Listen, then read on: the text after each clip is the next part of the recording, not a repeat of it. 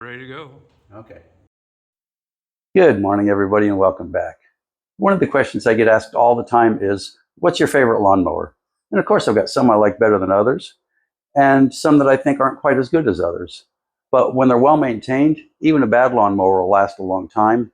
And if they're not well maintained, even a good lawnmower is going to give you nothing but headaches. Most mower failures aren't caused by design or manufacturing issues.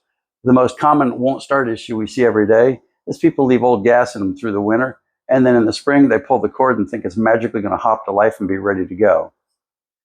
Now, fuel stabilizer will help if you're storing it for the winter, or something like a chainsaw that you store all summer. And using non-ethanol gas is also helpful.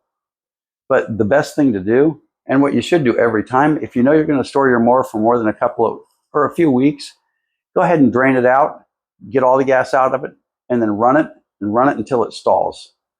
Once it stalls, that means there's no gas left in the bowl. And when you put gas in it next time, even if it's a few months later, it'll probably hop right up to life. My personal mower is a John Deere D130 Rider. I tell my friends all the time that it has everything you'd need in a mower. It's got headlights, it's got cruise control, and it's got a cup holder. As a quick side note, all John Deere Riders are made by John Deere in a John Deere manufacturing facility.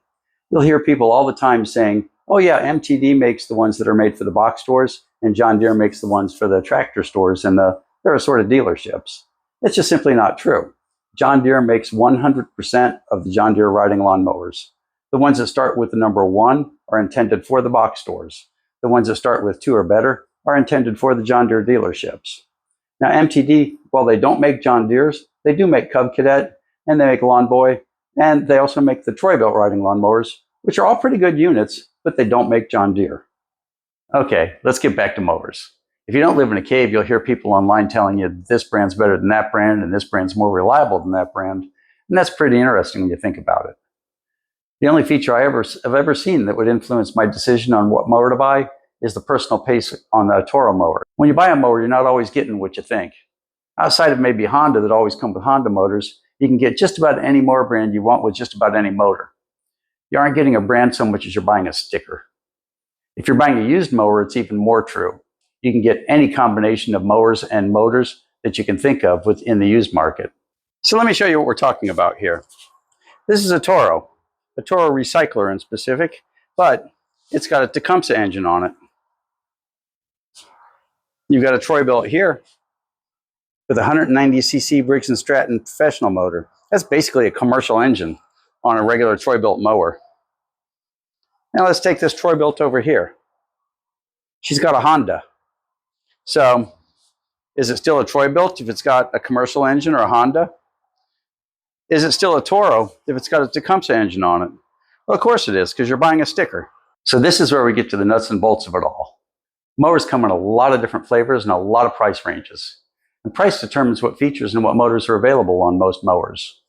Entry-level mowers start at around $250, depending on where you live, and they usually come with a 125 or 150cc motor.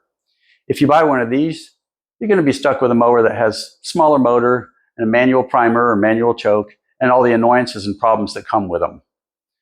When you move up to a mid-range mower, they sell for between $400 and $700 or $800, depending on where you live. It's pretty easy to spend a bit more for things like a bigger motor, but the mechanical differences between the brands is relatively small. At this level, they're usually going to be auto choke and both more reliable and easier to use. This price range is also where self-propelled mowers start showing up. They usually start with at least a 150cc motor, and the motor sizes go up from there. This is probably the most practical size mower and the most popular range of mowers. The lower end of this range includes the Craftsman, the Troy-Bilt, and the lower end Toros. Towards the higher end, you'll still have the same brands, but they come with bigger motors and 11-inch wheels, which is also nice. In this range, you can also start being fussy about what motor you want. There's no telling who will be left standing when you see this, but as of today, you can get most combinations except Husqvarna. They're currently only selling commercial mowers in the States. Most people will never need anything beyond a mid-range mower, and a yard service starts looking good when mowers get closer to the 4-digit range. But for those who do, most companies offer high-end pro mowers, and these include everything from the Craftsman Professional to the Troy-Bilt XP series and the Troy-Bilt Super Recycler.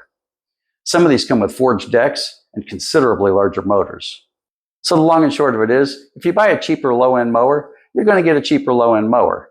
It's not going to be quite as reliable, mostly because the primer can fail, where the auto chokes almost never fail. And the little choke bar, when you're running it manually all the time, you can bend it or break it. And you're not going to have that if you've got auto choke. It's just pull and go. Maintenance still makes a major difference. Those cheapo low-end mowers, you can run those till the wheels fall off. And you can get 15 years out of one really easy. A high-end mower, you take care of it, you might get 15 years out of it also. But again, if you store it correctly, you're going to be fine. Any of these mowers are going to last a long time, and you're going to be happy with it.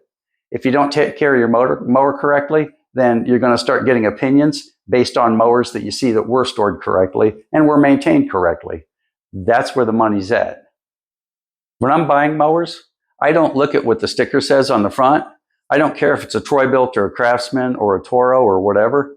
What I look at is what motor does it have on it. If I see one with a great big 190cc Quantum engine, I know that thing's going to work, and I know that it's just going to need a little bit of work to get her running again. If I see something with the cheapo little 350EX, 125cc Briggs motor, it's still a Briggs motor just like the Quantum, but it's their beginning bottom of the line mower. I know that motor worked harder, and it's probably not going to be in as good a shape as that great big 190. So when you buy one, spend the extra money. Get the bigger motor, get the nicer mower, and you're going to be happy regardless of the brand. I've never had somebody say, this failed because it's Troy-Bilt. I have heard people say, it failed because I didn't take care of it.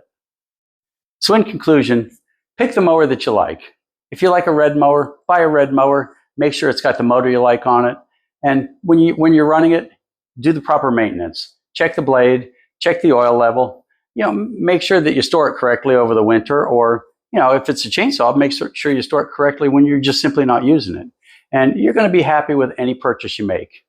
A higher end mower is a better mower. It just is. It's got the better motor, and a lot of times it's got even better wheels, but not very often. They usually all use the same wheels. So all you new people out there, if you made it this far, you might as well subscribe. It's free, and it really is what we work for. So thanks for watching, and we'll see you next time.